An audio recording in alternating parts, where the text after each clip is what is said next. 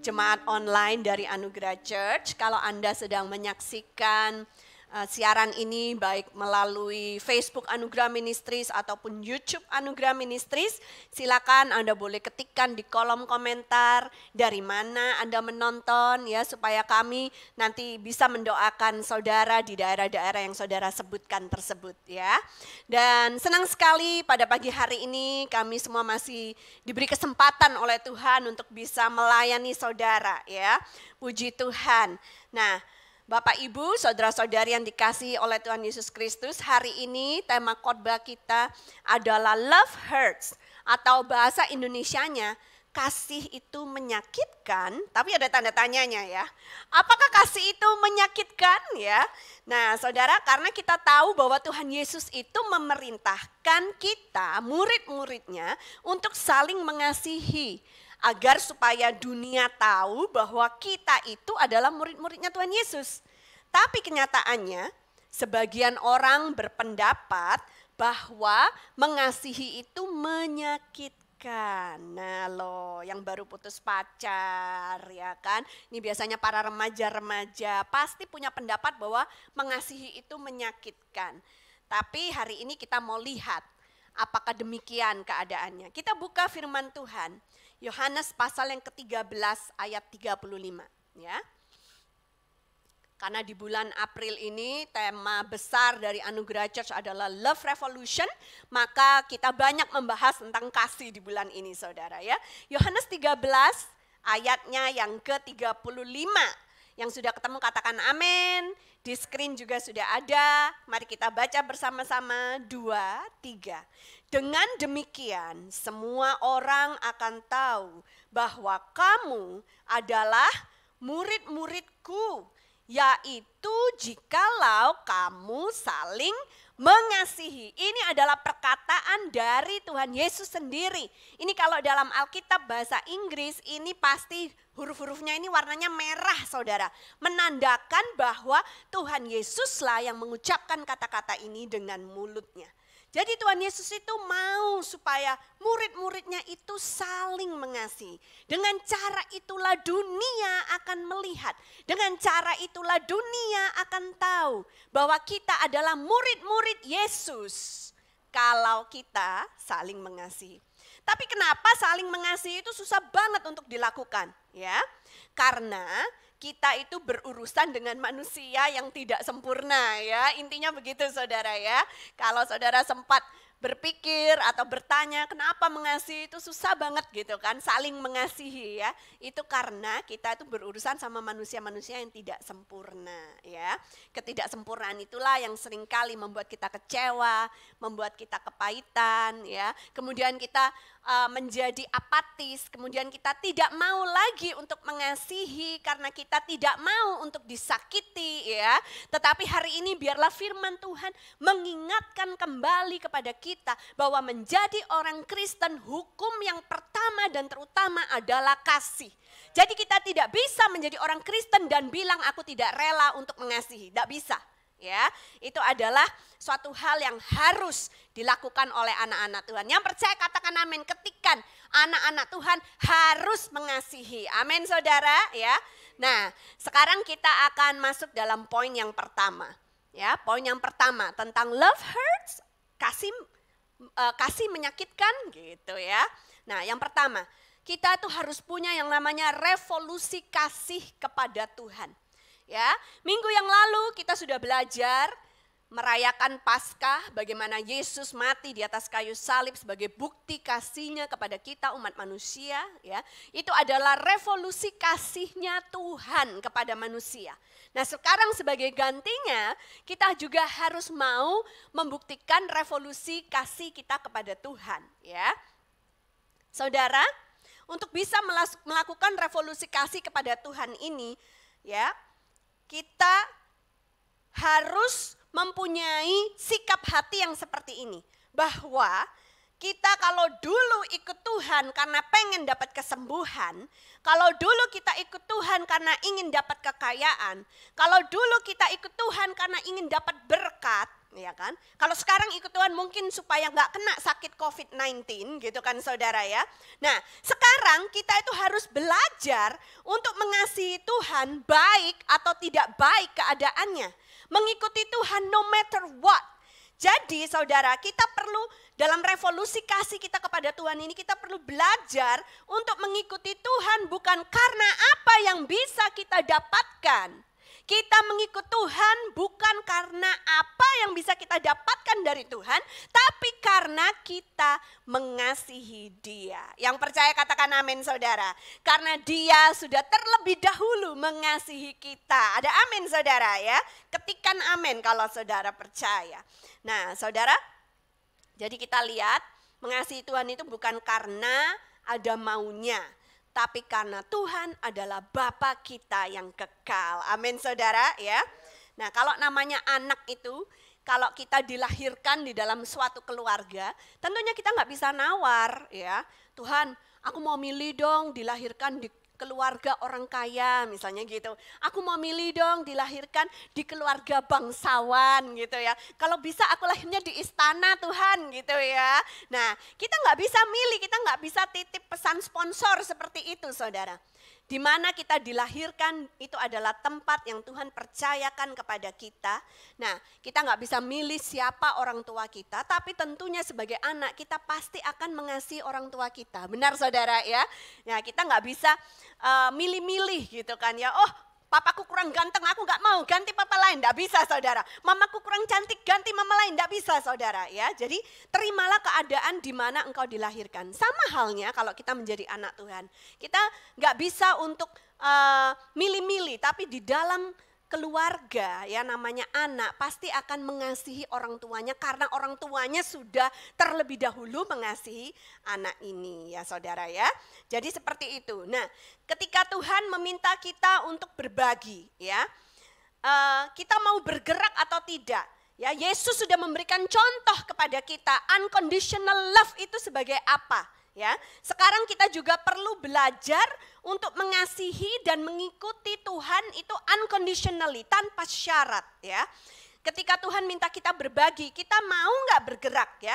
Atau kita cuman memikirkan untuk diri kita sendiri? Atau kita memikirkan keselamatan diri kita sendiri? Atau kita berpikir kalau nggak cukup buat aku dan keluargaku nanti bagaimana gitu saudara ya.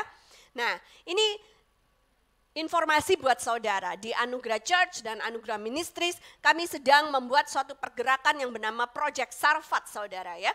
Di mana pada hari Jumat kemarin sudah mulai kami lakukan ya, tim kami turun ke jalan untuk membantu keluarga-keluarga prasejahtera yang ada di Jakarta dan Bekasi saudara ya. Jumat kemarin kami membantu 125 kakak saudara ya. Puji Tuhan, kemuliaan bagi Tuhan Yesus. Saudara, saya bangga sekali mempunyai tim yang mau untuk turun dan melakukan kehendak Tuhan. Ya bisa aja loh, mereka nggak rela untuk pergi karena nanti kalau aku ketularan COVID gimana gitu saudara ya. Nah karena kan orang-orang yang aku bantu itu belum tentu bersih dari virus ya. Bisa aja punya pikiran-pikiran yang seperti itu dan sah aja. Tapi tim kami ya, tim kecil terdiri dari 6 orang yang diberikan tugas di 2 jalur yang berbeda. Mereka rela gitu ya, selfless, mereka tidak mementingkan diri sendiri dan mereka melakukan kehendak Tuhan untuk Project Sarfat ini ya. Itu lokasi-lokasinya kemarin saudara ya, di GSPDI Mangga Ubi, di GPDI Hermon Tol Timur saudara ya, di GSPDI Mustika Jaya, di GPDI Rawalumbu, itu di Bekasi lokasinya saudara ya. Di GPDI Mustika Jaya dan Gapkin Jatimulya ya saudara ya. Jadi ada 6 lokasi yang kami kunjungin kemarin saudara ya. Nah saudara, bagaimana kita menyalurkan kasih Tuhan Yesus kepada orang-orang yang saat ini terkena dampak COVID-19. Bagaimana perekonomian mereka berhenti. Mereka sudah kena PHK, mereka tidak bisa lagi pergi kerja karena harus dirumahkan. Atau mereka tidak bisa melanjutkan usaha mereka lagi saudara ya.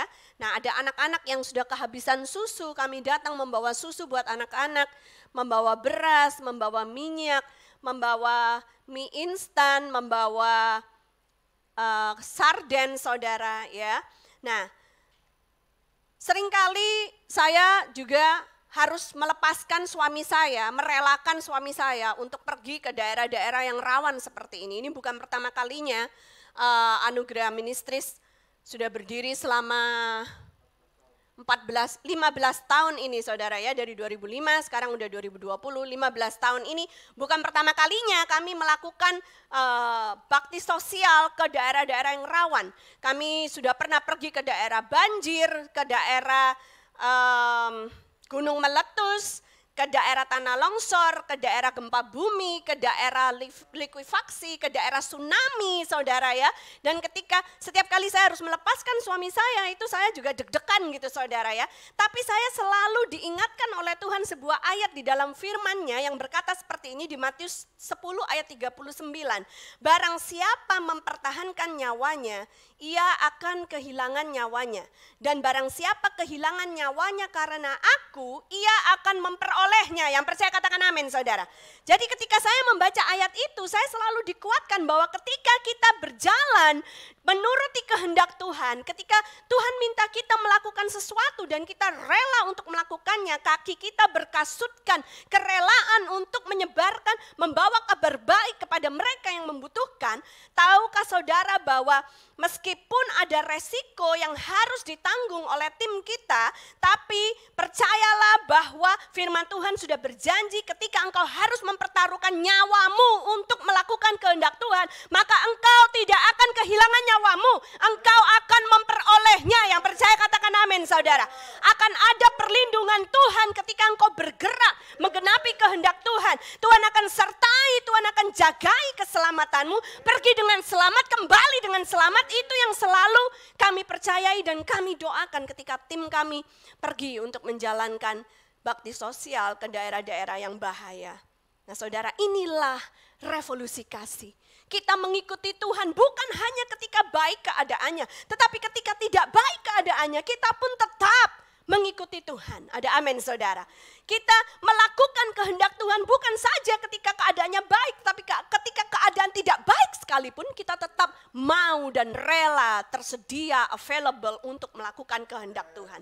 Seperti tim yang masih harus bertugas di storehouse hari ini. Kenapa kami melakukan semua ini saudara? Bukankah lebih aman kalau kami tinggal di rumah saja, nggak usah keluar-keluar gitu kan saudara? Karena setiap kali kami keluar sebenarnya ada resiko yang harus kami tanggung saudara. Tapi kami rela melakukan hal itu karena kami tahu ini adalah kehendak Tuhan untuk menjadi berkat buat Bapak, Ibu, saudara-saudari sekalian yang menyaksikan di seluruh Indonesia. Bahkan ada juga yang menyaksikan sampai di luar negeri, ada yang dari Australia, ada yang dari Belgia ya. Ini adalah daerah-daerah yang sudah masuk, yang ketika kami bilang silakan diketik di kolom komentar, kami memperhatikan dari mana saja Anda menonton. Dan kami berdoa untuk saudara, itu bukan suatu slogan. Kami mengatakan seperti itu bukan untuk memancing saudara supaya mau ngetik, tapi kami sungguh-sungguh berdoa untuk saudara, jemaat online dari Anugerah Church. Karena kami percaya bersama ketika kita bersatu, kita mampu melewati semuanya ini bersama dengan Tuhan Yesus yang memberikan kemenangan buat kita yang percaya. Katakan amin. Ketikan amin dalam nama Yesus. Puji Tuhan saudara. Haleluya, haleluya. Nah sekarang poin yang kedua. Setelah kita melakukan revolusi kasih kepada Tuhan, kita mau mengikut Tuhan meskipun keadaannya tidak baik. Yang kedua adalah revolusi kasih kepada sesama. Karena ingat saudara ya, pelajaran 2 minggu yang lalu, love God and love people. Itu adalah tanda salib saudara. Mengasihi Tuhan itu ke atas. Mengasihi sesama itu ke samping horizontalnya. Dan itu membentuk salib. Itulah esensi dari salib. Kasih kepada Tuhan dan kepada sesama. Ada amin saudara? Ya. Nah saudara, revolusi kasih kepada sesama itu maksudnya gimana? Mengasihi tanpa mengharapkan kembali. Mengasihi sesama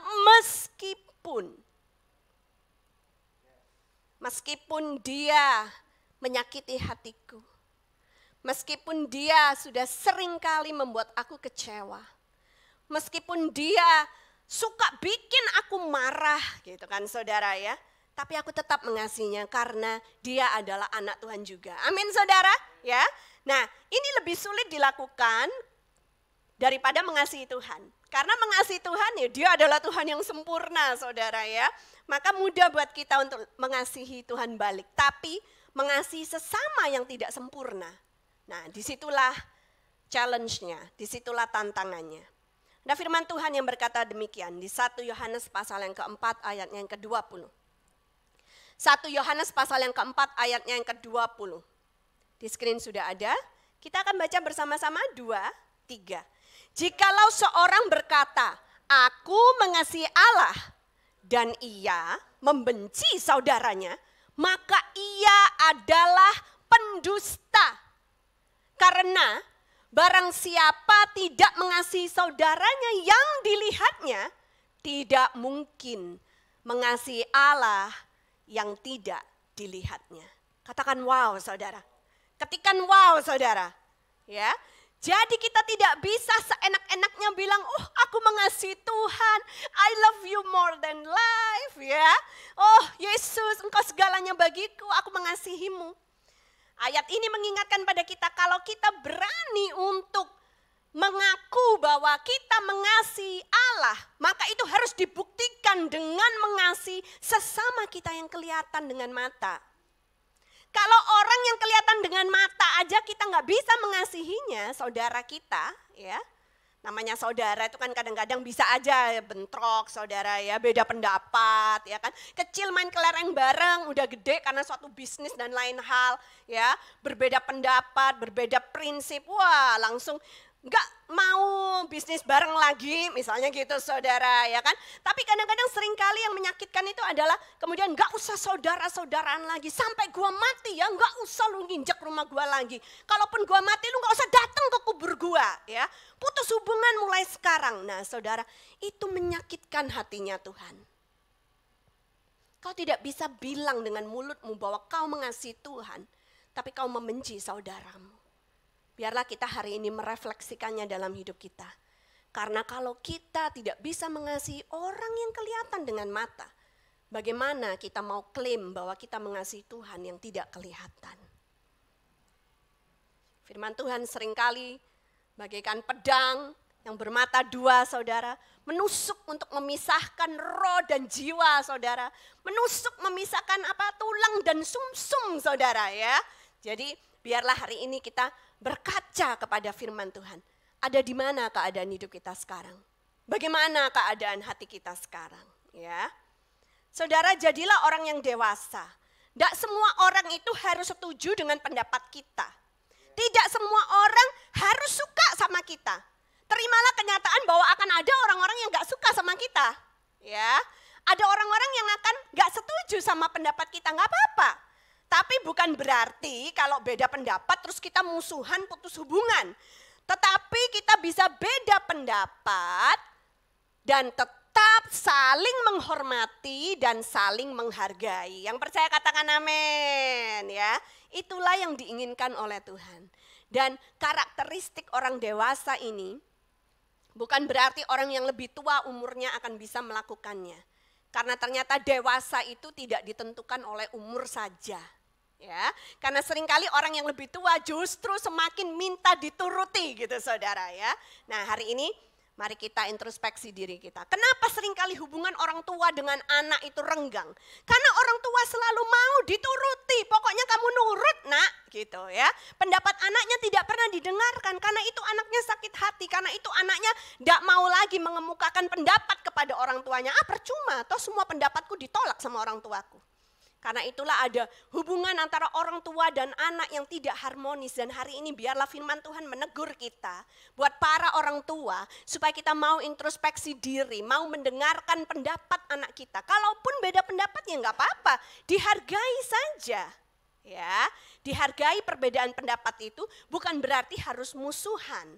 Ya, seperti itu saudara. Jangan juga merasa pendapatmu paling benar.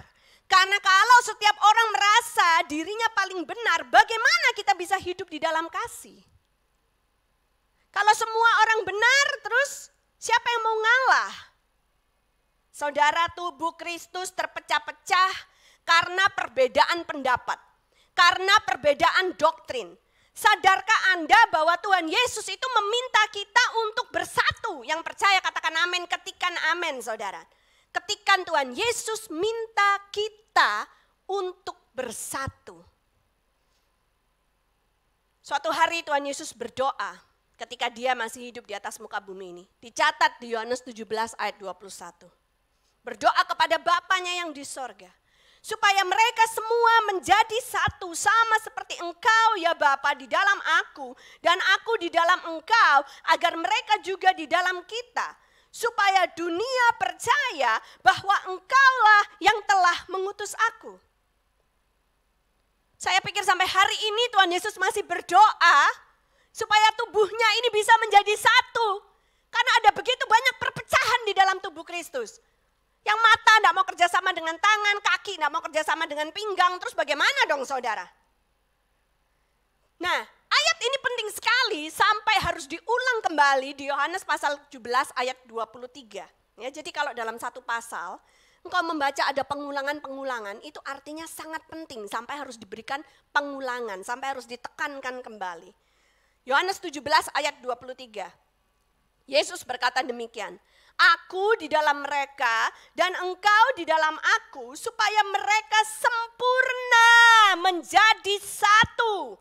Agar dunia tahu bahwa engkau yang telah mengutus aku dan bahwa engkau mengasihi mereka sama seperti engkau mengasihi aku. Tuhan Yesus itu jarang loh menuntut kesempurnaan. Karena Tuhan Yesus tahu manusia itu tidak mungkin bisa sempurna. Ya.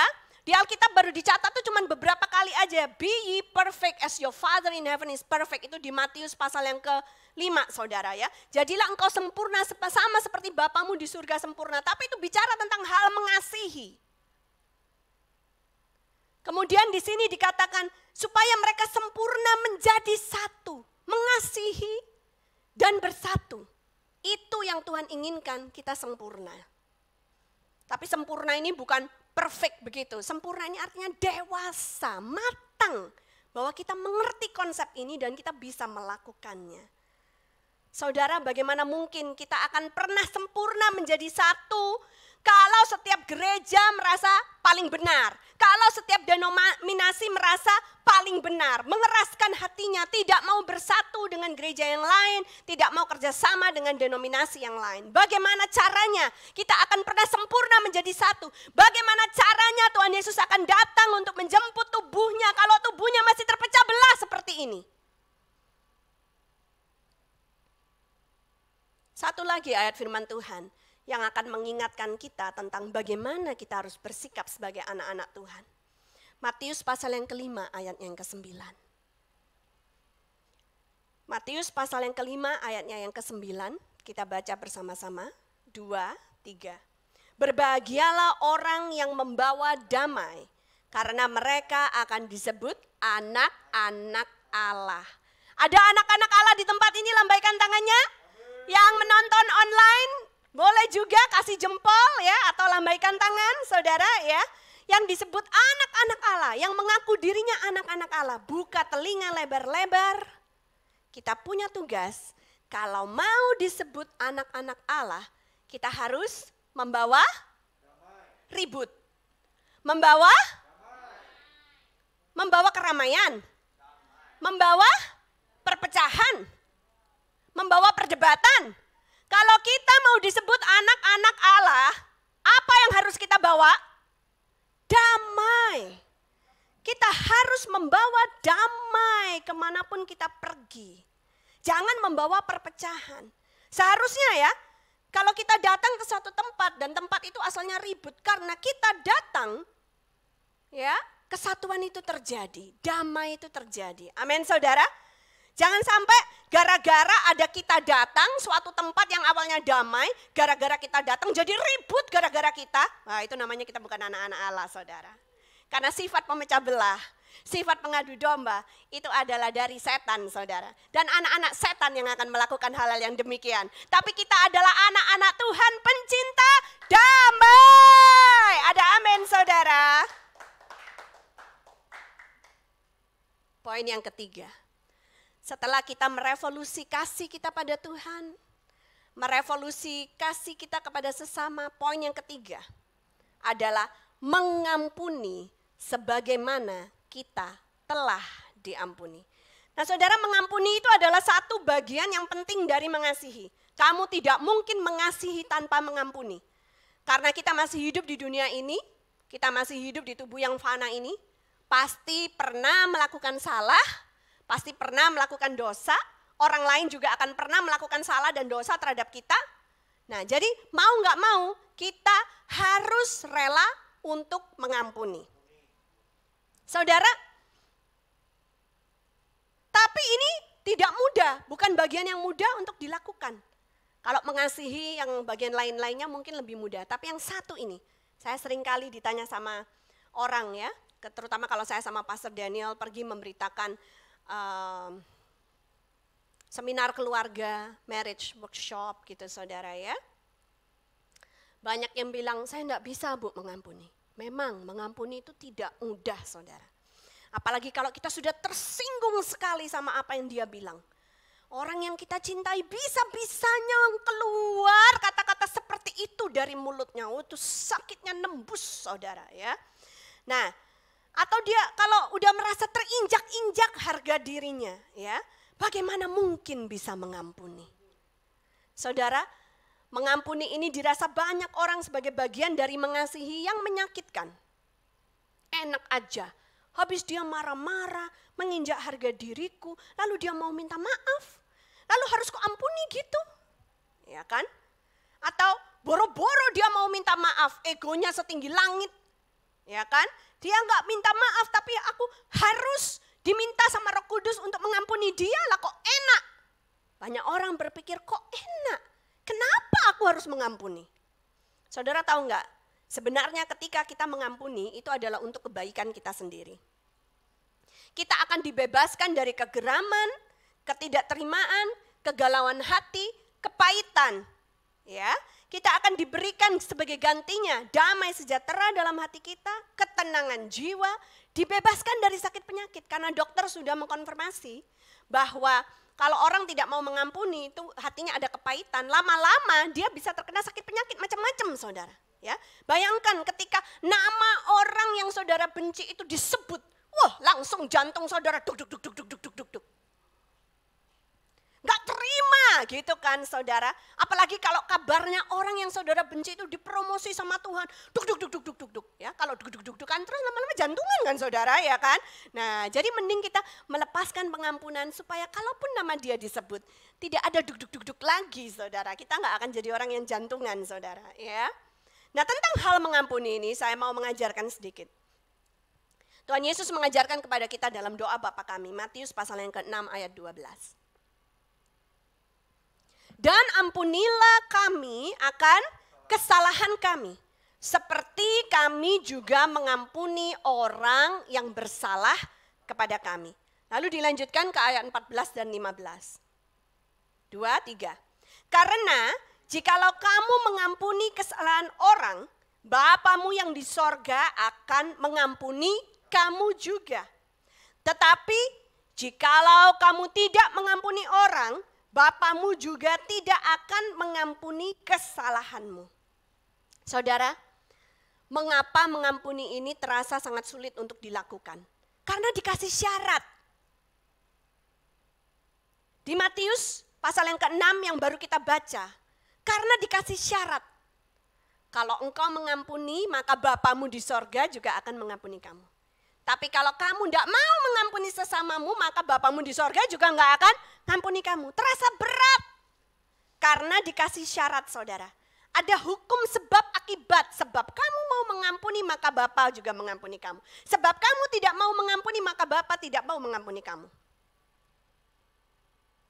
Tapi tahukah saudara, suatu hari juga Petrus pernah nanya kepada Tuhan Yesus, Tuhan, berapa kali aku harus mengampuni saudaraku? Aku sudah mengampuninya 7 kali. Oh saya tidak bisa membayangkan ya, mengampuni saudara sampai 7 kali dalam keadaan yang benar-benar menyakitkan hati itu kayaknya susah banget gitu saudara ya.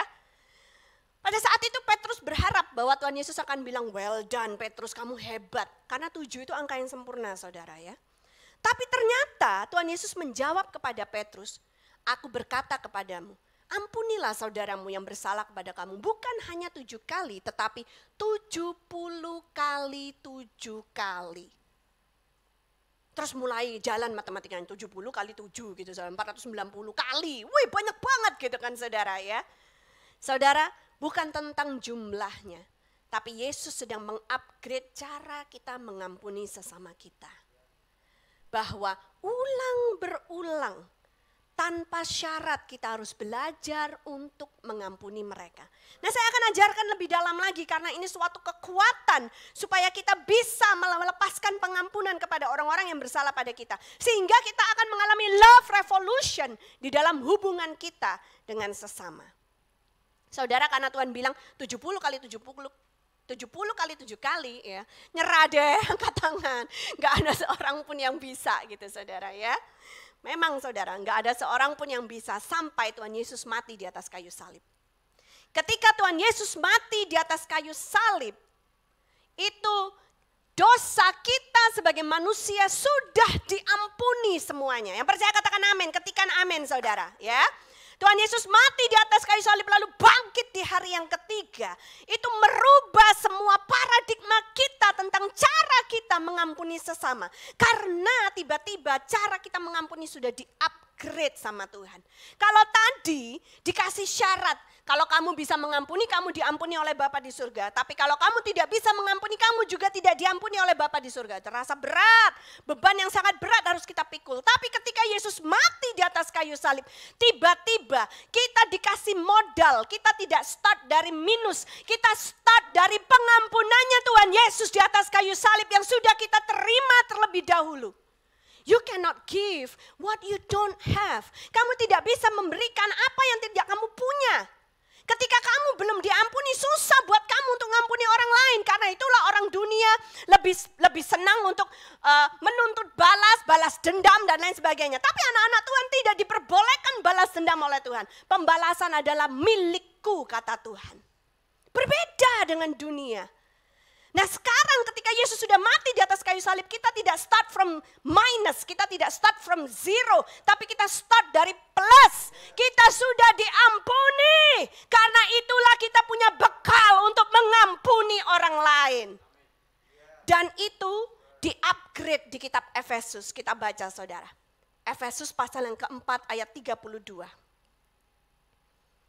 Efesus pasal yang keempat ayat 32. Beberapa ayat yang dibaca memang sudah pernah dibaca di minggu-minggu sebelumnya. Gak apa-apa saudara ya. Supaya kita terus ingat dan terus di-upgrade pengetahuan kita. Kita baca bersama-sama 2, 3. Tetapi hendaklah kamu ramah seorang terhadap yang lain. Penuh kasih mesra dan saling mengampuni. Bukan satu pihak mengampuni terus saudara, tapi saling mengampuni. Bukan satu pihak doang yang minta maaf terus, tapi saling mengampuni. Sebagaimana Allah di dalam Kristus telah mengampuni kamu. Pengampunan kita baru di-upgrade sama Tuhan. Bukan lagi dari minus. Bukan lagi supaya kita diampuni sama Tuhan, tapi terlebih dahulu kita sudah diampuni. Dan sebagaimana kita sudah diampuni oleh Tuhan Yesus di atas kayu salib, sekarang kita bisa melepaskan pengampunan kepada orang lain yang pernah bersalah dan berdosa kepada kita. Yang percaya katakan amin. Yang mau dan percaya ketikkan amin di kolom komentar saudara. Haleluya saudara. Kita diperlengkapi, kita dimampukan untuk mengampuni. Karena sudah diampuni terlebih dahulu di atas kayu salib. Saudara, ketika kita menerima pengampunan itu yang Tuhan berikan secara murah hati, sekarang kita punya bekal untuk mengampuni orang lain. Kalau susah, kita tinggal mengingat teladan Tuhan Yesus yang tidak menyerah. Kalau kita ngikuti teladan Tuhan Yesus, ngikutin contohnya Tuhan Yesus. Ketika kita masih hidup dalam dosa, ketika kita masih bandel, ketika kita mengeraskan hati, ketika kita gak mau menerima Tuhan. Tuhan Yesus sudah mati di atas kayu salib untuk kita. Sudah mengampuni dosa kita. Kalau kita merenungkan tentang hal itu, kita pasti bisa juga melepaskan pengampunan kepada orang lain. Mengampuni itu prosesnya bisa bertahun-tahun, saudara. Karena kita disakiti hatinya juga bisa bertahun-tahun. Jadi meskipun hari ini misalnya saudara sudah melepaskan pengampunan, tapi nanti kalau teringat lagi, ya, minta lagi sama Roh Kudus kekuatan untuk dapat melepaskan pengampunan lagi. Kita pikir kita sudah selesai loh ngampuni orang itu. Tapi suatu hari kita nggak pernah mikirin dia, kita udah lupakan semuanya. Bisa-bisanya terbawa dalam mimpi, ya kan? Mimpinya mimpi buruk lagi. Saudara pernah nggak mimpi dikejar-kejar orang terus kepala saudara jebret-jebret pakai jebretan? Saya pernah loh mimpi kayak gitu, saudara. Ketika bangun tentu saya terengah-engah. Apaan ini? Aduh, ya kan? Masa kepala gue dijebret-jebret sampai berdarah gitu. Disitulah kemudian saya tanya sama Roh Kudus, ada apa Tuhan? Nah, saya diingatkan ternyata. Oh, di alam bawah sadar saya masih ada area-area yang belum selesai. Saya pikir sudah selesai saya mengampuninya, tapi ternyata kalau masih ada mimpi yang timbul seperti itu alam bawah sadar saudara yang sedang berbicara. Roh Kudus menunjukkan pada saudara ada bagian-bagian yang belum selesai. Jadi kemudian apa yang harus dilakukan? Ya bangun dari tidurmu, ya jangan dilanjut lagi, nanti di mimpi dijebret lagi saudara, ya kan. Bawa dalam doa, lepaskan pengampunan lagi kepada orang itu. Amin saudara, itulah yang harus kita lakukan. Ulang berulang, sampai proses pengampunan itu total, sampai proses kesembuhanmu juga total terjadinya. Sampai tuntas saudara. Jadi kesembuhan batin engkau dapat dan tidak ada rasa sakit lagi dalam hatimu. Sampai kita bisa belajar untuk mengasihinya kembali. Mengampuni adalah satu hal. Kau bisa mengampuni orang dari jauh. Tapi untuk mengasihinya kembali, tidak bisa dilakukan dari jauh, saudara. Mengampuni dengan rekonsiliasi adalah dua hal yang berbeda. Engkau sudah mengampuni nih selama belasan tahun. Tapi engkau belum pernah melangkah untuk berjumpa dengan dia, untuk jabat tangannya. Ini adalah rekonsiliasi. Dan itu kalau prosesnya dilakukan secara tuntas, maka berarti proses kesembuhan batinmu juga tuntas adanya. Saudara, amin. Nah, buat orang-orang di luar sana, mungkin ada di antara saudara yang mengalami a bad start, permulaan yang sangat buruk. Ada orang yang dari bayi sudah disia-siakan, ditolak sama orang tuanya, tidak tahu siapa ayah dan ibunya. Saya berbicara pada saudara, bahkan saudara yang punya masa lalu seperti itu pun, Tuhan menerima engkau sebagai milik kepunyaannya sendiri. Engkau juga diangkat menjadi anak Bapa di sorga. Saudara, kasih-Nya yang memulihkanmu. Dan sekarang giliranmu untuk melepaskan pengampunan kepada orang tuamu. Saudara, belajar untuk mengasihi mereka meskipun mereka pernah menyia-nyiakan dirimu. Inilah love revolution. Orang dunia akan melihat dan terheran-heran. Kok bisa orang Kristen melakukan hal yang seperti itu? Bukan karena kita orang Kristen ini orang baik-baik, bukan. Tapi karena ada Tuhan Yesus yang memampukan kita untuk melakukan hal itu. Mengasihi tanpa syarat dan mengampuni itu bukan sifat manusia. Itu sifatnya Tuhan. Jadi kalau ada orang Kristen yang bisa melakukan hal itu karena ada Tuhan di dalam hidupnya. Seperti istilah bahasa Inggris, to err is human, to forgive is divine. Manusia melakukan kesalahan itu manusiawi, saudara, biasa. Tapi kalau manusia bisa mengampuni, itu adalah perkara ilahi. Bukan karena manusianya, tapi karena ada Tuhan Yesus di dalam hidupnya, di dalam hatinya. Makanya dia bisa dan mampu melakukan hal itu, saudara. Saudara, kita akan menyadari ketika kita mengampuni, itu bukan love hurts, tapi love is beautiful. Love is wonderful. Bagaimana ketika kita sudah selesai mengampuni, ya, kita akan sadar bukan love hurts, bukan love menyakitkan, tapi kasih itu indah. Kasih itu luar biasa. Bagaimana kita akan merasa plong, terlepas dari belenggu kebencian yang begitu berat yang harus kita tanggung bertahun-tahun lamanya. Hati kita akan diisi oleh damai sejahtera, sukacita dari sorga. Tidak ada lagi dendam, tidak ada lagi amarah, tidak ada lagi gundah gulana, merasa tidak terima.